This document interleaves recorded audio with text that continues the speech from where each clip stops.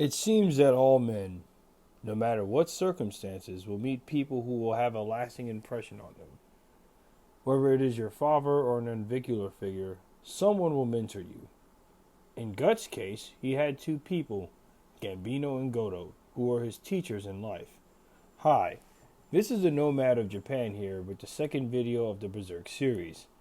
In this video, I will break down the effect that Gambino had on Guts as well as Godot to prove how Godot's teachings left Guts a better person versus Gambino's methods which left Guts scarred and ultimately which caused Godot again to fix him. Let us start with the worst dad of the lifetime, Gambino. As we all know, thanks to the Golden Age arcs, Gambino serves as the unlikely father figure to Guts. It is apparent by his actions that Gambino did not want Guts around, let alone to raise him. Shisu was the reason that this happened. After she died from some sickness, Gambino had to raise the child. Since Gambino blamed Guts for Shisu's death, the abuse that he had suffered and subsequent rape by Donovan left Guts damaged by the time he left his band of mercenaries. Now you ask, why are you mentioning the obvious stuff? The reason being is what comes next. The psychology behind it all. When a child grows up in an abusive home, they begin to develop many behaviors that manifest in ugly ways, some of which are common: antisocial behavior, a general distrust of others, lacking a clear purpose in the world, and if sexual abuse happens, hapophobia and or promiscuity, which leads into more problems down the line. Not to mention that the fearful attachment style is prevalent in these people. These things are basically what described Guts when he first joined via losing a battle to Griffith to the Man of the Hawk. Scenes where he was dragged down the castle wall by Pippin whilst he was kicking and screaming, reacting to a friendly gesture to a man who touched him, and even being so unsure of himself that he readily decided to dedicate his life to Griffith to help his dream only serves this point. When Guts leaves the Band of the Hawk to find his dream, I believe it was Godot who helped Guts in the right direction. As we know, Godot was the blacksmith Guts trained with. The scene in which Godot has a conversation about sparks to me was his way of helping Guts avoid his way of life and finding his own. When young adults have that feeling of hopelessness and feel as if they are unsure, many people often take the advice of someone much older than them. The problem is that many people of that said age give shitty advice, or they do not seem to listen to the person in question.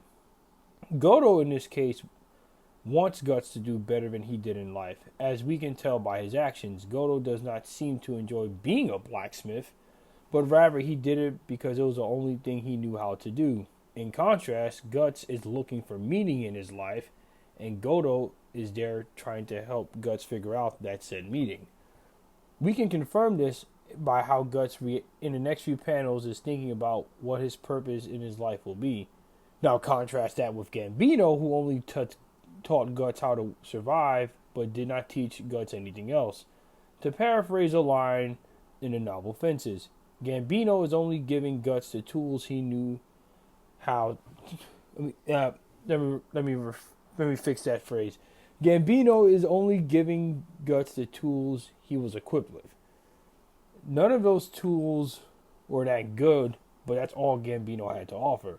Since Gambino's tools were crap, Guts had a weak foundation and thus led to the problems he dealt with down the line. Godot, on the other hand, had tools designed to get Guts' head out of his ass and put him in the right direction, and thus his foundation became strong. This comes to a head during the conviction arc. Godot forces Guts to reevaluate his life choices with his cracks in the blade speech. In my eyes, this was an old man trying desperately to plead to a younger man to avoid his fate in life. I also noticed that it was Godot's final decision to rebuild Guts' armor. Let me rephrase that. It was Godot's final decision to help rebuild Guts to get him back on the path of moving forward. We can see this as he reforges a Dragon Slayer one last time despite knowing he will die soon. In my eyes, at least, this is Godot giving Guts the final piece to become a better person and change for the better. Contrast that with Gambino, who Guts killed in self-defense, was trying to destroy the boy. Now, some of you may mention that it was Casca that helped Guts overcome his trauma by Donovan, and that is true. She did. There is one thing missing that I have noticed everyone seems to look over: the time spent with Godot. Unlike the rough and grim terrain of the fields living as a mercenary, Godot's cottage was peaceful and serene. Erica, the young girl who Godot raised as his daughter, was happy and filled with life. This has a profound effect on someone who is used to war environments.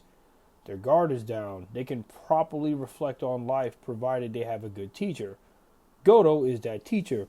When Guts came back to the Band of the Hawk, obviously he and Casca make love, but I like to think it was Godot's insistence of looking inward and asking himself what he wants out of life that causes Guts to have the courage to face his feelings for her.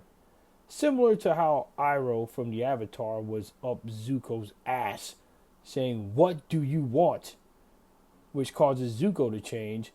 This also causes Guts to change. This is made evident again during the Cracks in the Blade speech, keeping with the theme of causality. If Godot never spoke to Guts to get his life in order, hell, if Guts never met him during his 1 year separation from the Band of the Hawk, Guts would have probably been a black swordsman for a lot longer and may have never bounced back. Anyways, these are my thoughts on the subject. The next video will be about our favorite troll, Isidro, and how he impacts the overall story and his relationship to Guts. Let me know what you guys think in the comment section below. Please share this video with friends, and please have an overall discussion about this in the comment section below. As always, cheers.